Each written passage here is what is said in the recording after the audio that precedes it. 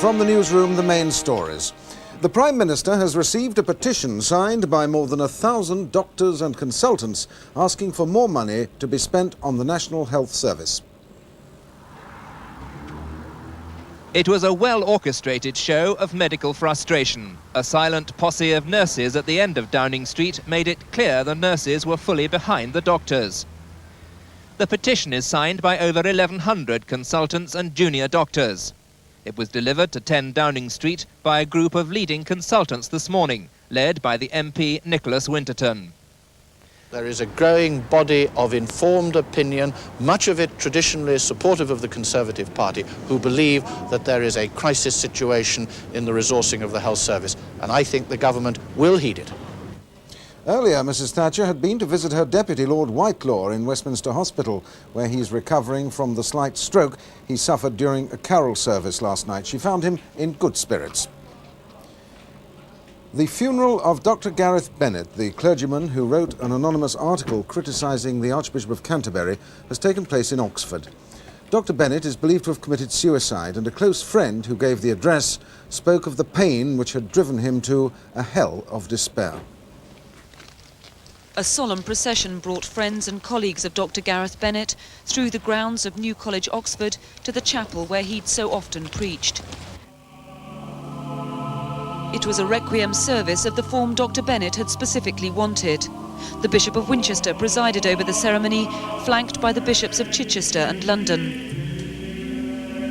The lesson was read by Derek Pattinson, Secretary-General of the Synod, who was the most senior official responsible for commissioning Dr Bennett to write the preface to Crockford's. A train driver was trapped in his cab for more than 4 hours after a crash in Yorkshire this morning. 9 passengers were hurt in the accident at Seamer when a local train travelling from Scarborough to York hit a British Rail crane. The driver had leg and arm injuries but is thought to be not seriously hurt. And all but one of the passengers were discharged from hospital after treatment. And the next news is the 6 o'clock news on BBC One with Sue Lawley and Nicholas Witchell. Hello. A very considerable change is taking place to the weather. Now, most places in the north and east are still dry, but 2 broad bands of rain over southern and western parts of Britain will move steadily northwards during the course of the night. There could just be some sleet, we think, over the high ground in Scotland, but most places, I think, will have rain and somewhat clearer weather coming in from the southwest later on in the night. Just time, I think, before the rain arrives for some icy patches and a touch of frost in parts of Scotland, but most places milder. Tomorrow, a very showery and breezy day for most of us, but the thing about tomorrow is the temperature. Very much higher than it's been for many days. 10 Celsius, for example, is just 50 Fahrenheit. And a few more mild, changeable days to come before we return probably next week to rather colder weather. This is BBC Two for the Eastern Counties. Good afternoon, now the regional news. A man has been shot dead at Mildenhall in Suffolk. Police say the shooting happened at lunchtime today in St Andrews Street. The gun hasn't been recovered and police are carrying out house-to-house inquiries in the area. A warning that homelessness in East Anglia will increase along with spiralling house prices was given today by the region's housing aid caseworker for shelter. Sue Reeves says homelessness in East Anglia is at the highest recorded levels ever. There's been another post office raid in the region, this time at a village in Suffolk. Thieves broke into Worlington Post Office near Mildenhall in the early hours and got away with a small amount of cash. Conservationists have set up a new pressure group to oppose the dumping of nuclear waste in the Wash. The group, who call themselves Wash Watch, are holding a public meeting in the new year. The MP for Holland with Boston, Sir Richard Whitmore, has already warned that dumping nuclear waste in the Wash would involve 15 trainloads of radioactive material being carried through South Lincolnshire every year. Colchester police are today following up fresh leads in their search for a rapist whose photo-fit pictures were released yesterday. The man who attacked 2 women in the town last week was wearing a 3-sided silver medallion on a chain.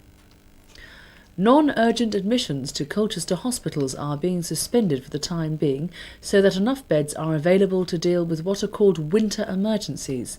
The situation will be reviewed in the new year. Workers at a Cambridge old people's home run by the Red Cross are today staging a protest about their pay. The 30 women staff from Edwinstowe home are angry that local authority workers doing similar jobs are getting a 12% pay rise, whilst they're only getting 6%. A union official says in previous years 2 groups' pay awards have been the same. Northampton Borough Council has given the go-ahead for a major housing development alongside the Grand Union Canal. It's proposed to build about 400 houses on the site, which is currently used as farmland. The scheme is being dubbed Mini Venice. More than 60 South Lincolnshire pensioners went to prison today as guests of the staff and inmates. The pensioners from Whitefriars Old People's Home in Stamford were invited to Stocken Prison for a 3-course Christmas lunch. The visit ended with a carol service led by a prisoners' choir. Football now, and Norwich City have completed their signing of John O'Neill from Queen's Park Rangers for £100,000.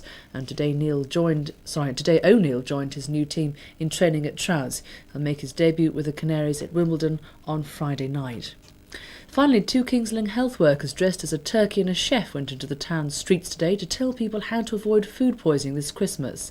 They say every year people get salmonella poisoning from bacteria in turkeys and other poultry. Well, that's it for this afternoon. We'll have more news over on BBC One in Look East. Until then, bye-bye.